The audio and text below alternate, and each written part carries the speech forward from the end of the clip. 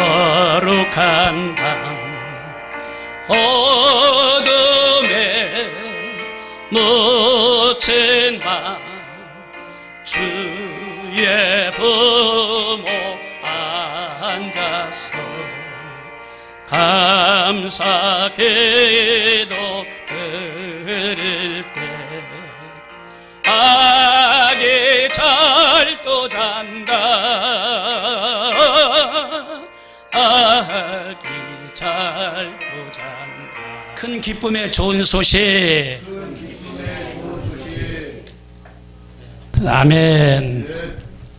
오늘은 대림절, 성령 강림절이라고도 말합니다. 셋째 주입니다. 이번 주 금요일 날이면 이제 성탄절 예배를 드리게 됩니다.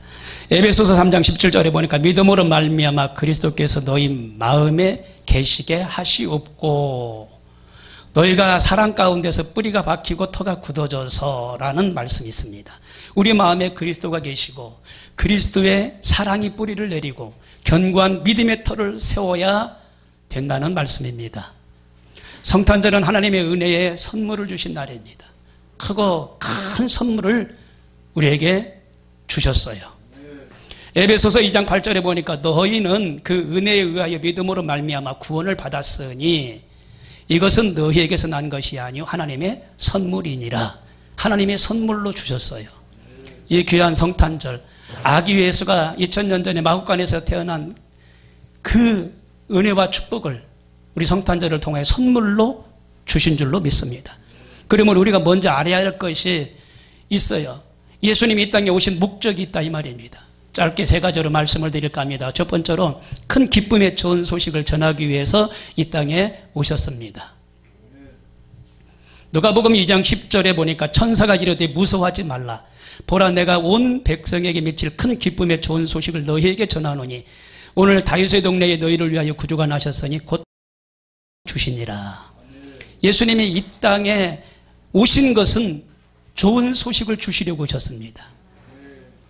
그게 유한겔리움입니다. 복된 소식, 하늘의 소식, 기쁨의 소식을 주시려고 이 땅에 오셨어요.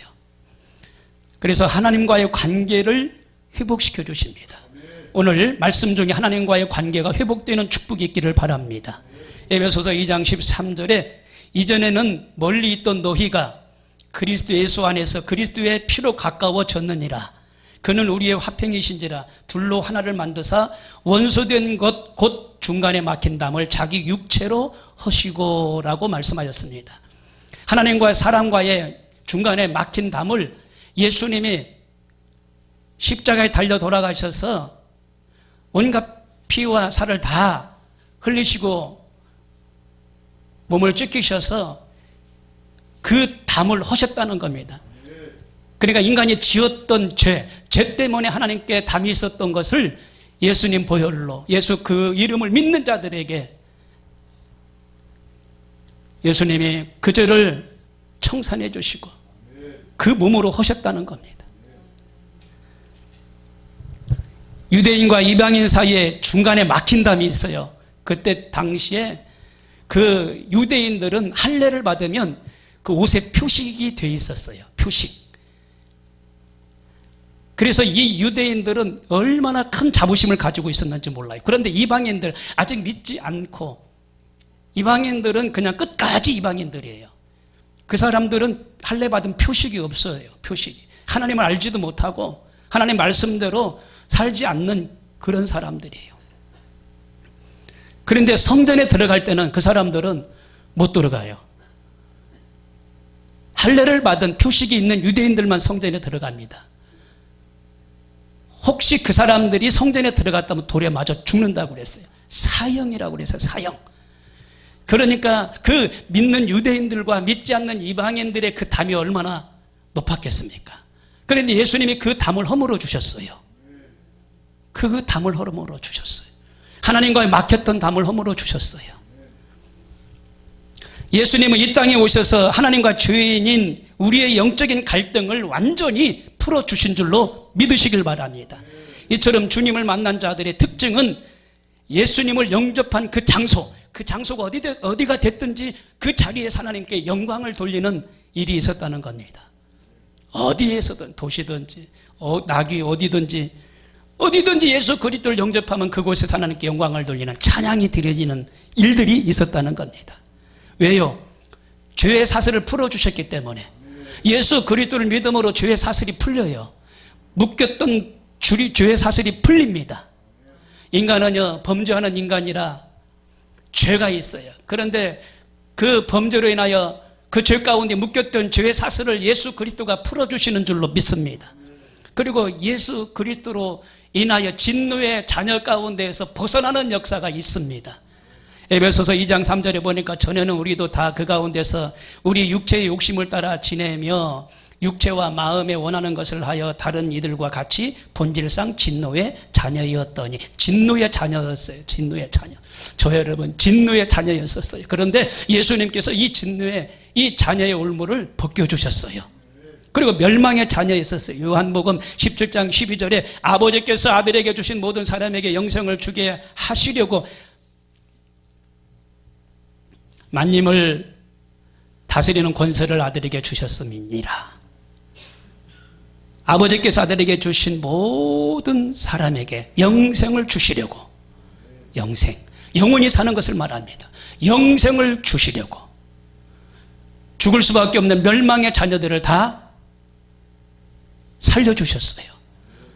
예수 그리스도를 떠난 삶은 멸망의 자녀들이었어요. 죽을 수밖에 없는 자녀들. 그러니 예수 그리스도를 믿고 다 사는 역사가 일어났습니다. 그리고 사탄의 자녀였었습니다. 사도행전 13장 10절에 보니까 이르되 모든 거짓과 악행이 가득한 자여 마귀의 자식이여 모든 의의 원수여 주의 바른 길을 굽게 하기를 그치지 않게 하겠느냐. 사탄의 자녀였다는 겁니다. 사탄의 자녀 그 결과 뭐예요? 사망입니다. 하나님을 떠났기 때문에 사탄의 자녀였다는 겁니다. 그러나 예수님이 이 땅에 오셨기 때문에 예수 그리스도를 믿음으로 예수가 십자가에서 희생을 통하여 인간이 지었던 모든 죄를 다 사해 주시고 예수님이 그 대가를 지불해 주셨어요. 십자가상에서. 그래서 사함 받았어요. 그래서 그 예수 그리스도를 믿는 자들마다 누구든지 다 구원을 받는 줄로 믿으시길 바랍니다. 인간과 가장 흡사한 동물이 무엇일까요? 1975년 킹과 윌슨이라는 생물학자가 사람과 침팬지를 비교해서 연구를 했답니다. 사람과 아주 가깝게 아주 흡사한 동물은 침팬지라고 보았습니다. 이 둘은 생물학적으로 99%가 동일하다는 연구 결과를 발표했어요. 그렇다면 이 침팬지를 사람처럼 가르칠 수 있을까요? 미국의 오클라호마 주립대의 한 연구팀이 동물의 지능적 한계를 알아보기 위해서 15살 된 침팬지에게 수화를 가르치는 실험을 진행했습니다. 연구팀은 그 시간 동안 온갖 노력을 기울였고 침팬지에게 단어를 익히게 하며 침팬지가 어떻게 언어로 의사표현을 하는지 알고 싶었습니다. 마침내 4년 후 그 침팬지는 140개의 단어를 외워서 수화로 표현할 수가 있었습니다. 연구팀은 그 단어들을 사용해서 어떤 문장을 만들지 기대가 됐습니다.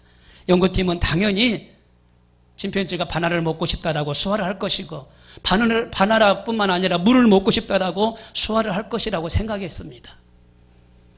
그런데 침팬지는 처음으로 조합한 문장을 이런 문장으로 조합했습니다. Let me out. 나를 도와달라. 나를 도와달라. Let me out. 처음으로 수화를 한 거예요. 연구팀이 깜짝 놀랐습니다. 침팬지는 먹을 것이 아닌 이 자유를 원했던 겁니다. 자유가 그렇게 그리웠던 겁니다. 모든 생명이 궁극적으로 자유를 갈망합니다. 예수님의 성탄절은 주로 말미암아 사탄의 포로가 되어서 자유를 잃은 인간에게 자유를 주시려고 이 땅에 오신 줄로 믿습니다. 우리들에게 천국의 시민권을 주셨습니다.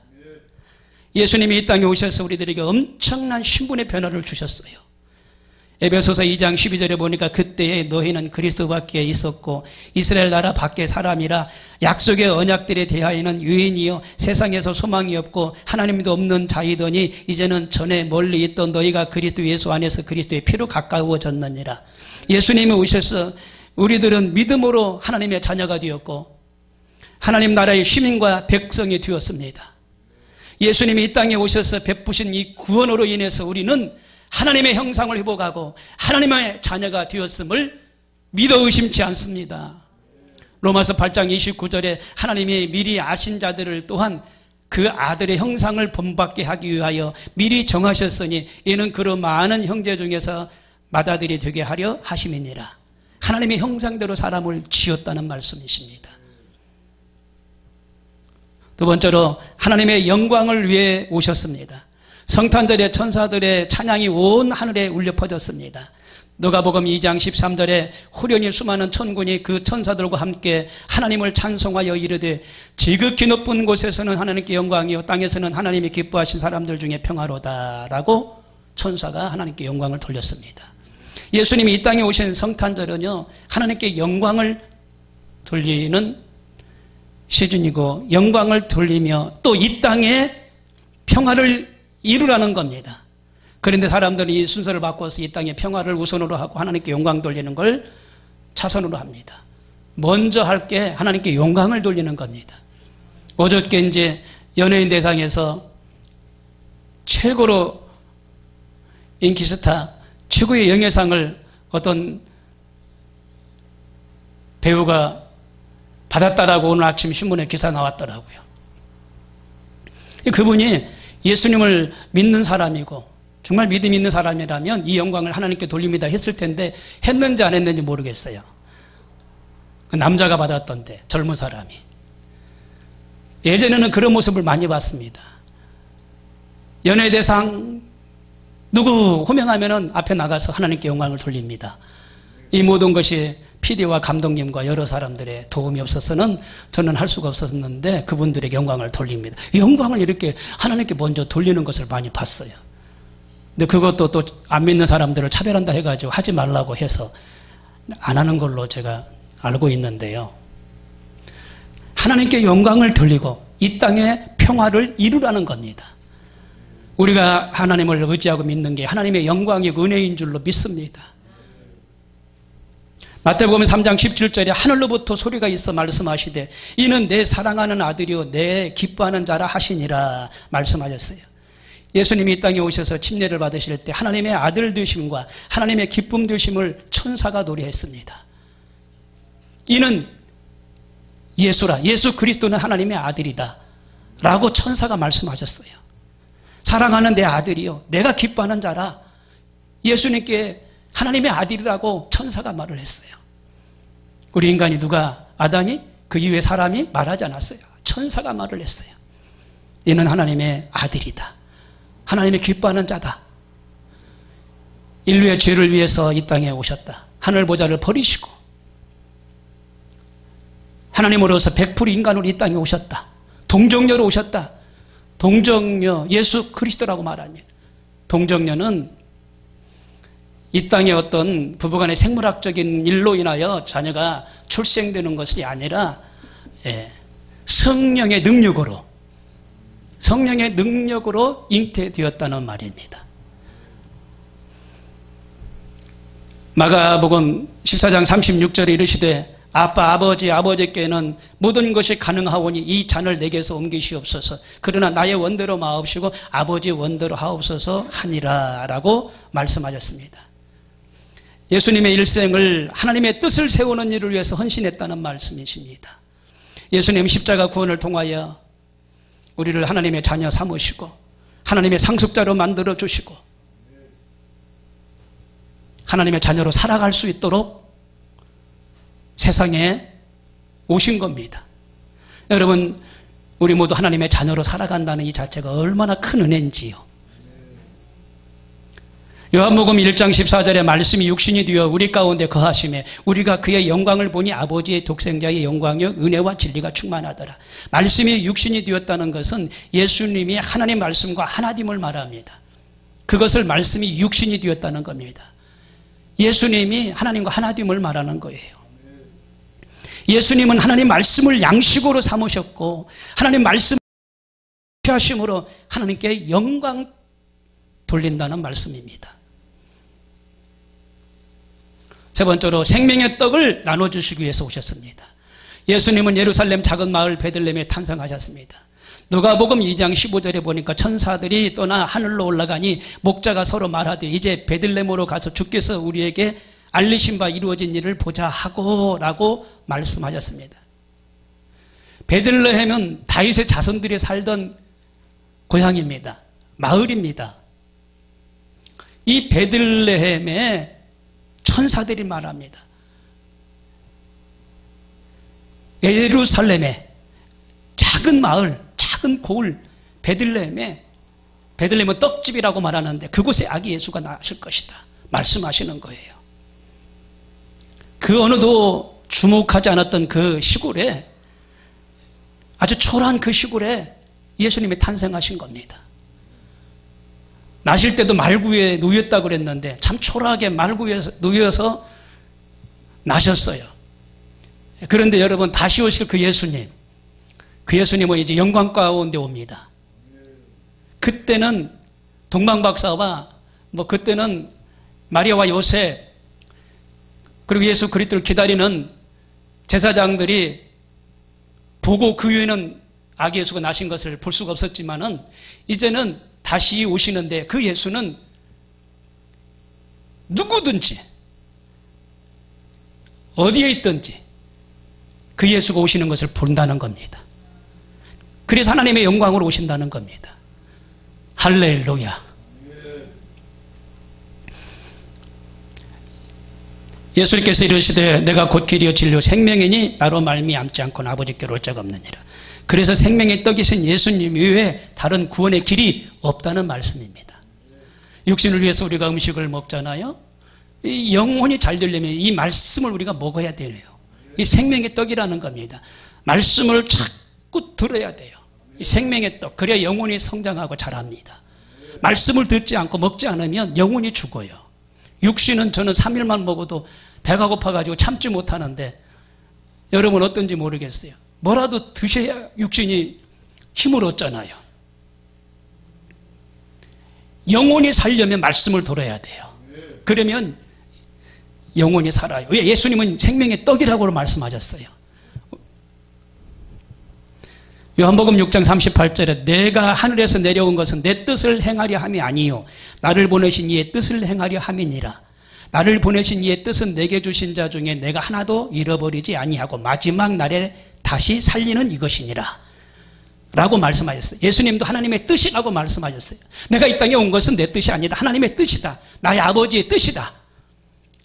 생명을 넘치게 얻게 하려고 하시는 하나님의 뜻이다 라고 예수님이 지금 말씀하고 있어요. 사람들은 예수 그리스도를 전하는 것을 거부합니다. 그들은 다른 종교에도 구원이 있다라고 말합니다. 그러나 예수님만이 유일한 영생의 길인 것을 우리는 믿습니다. 그리고 확신합니다. 그리고 전합니다. 그 생명의 떡인 몸이 이 땅에 내려오지 않았다면 모든 사람들은 영원한 생명을 선물로 받을 수가 없었을 것입니다. 이것이 예수님이 하늘에서 내려오신 이유이며 하나님의 뜻입니다. 성탄절을 앞두고 이제 성령 강림절 3주 주일을 맞이하고 있습니다. 이 주간에, 이 시즌에 아기 예수가 이 땅에 나셨다라고 전하는 그런 계기로 삼자라고 말씀을 드리고 싶습니다. 성탄절을 감사하는 마음으로 기다리십시오. 성탄의 소식을 전할 사람들을 헤아려보고 그들에게 간단하게라도 예수 그리스도를 믿어보자라고 전하십시오. 동방박사의 예물을 준비했는데 주님을 위해서 드릴 예물을 준비 한번 해보십시오. 교회가 주최하는 성탄절 행사에, 예배에 빠지지 말고 적극적으로 참여해 보십시오.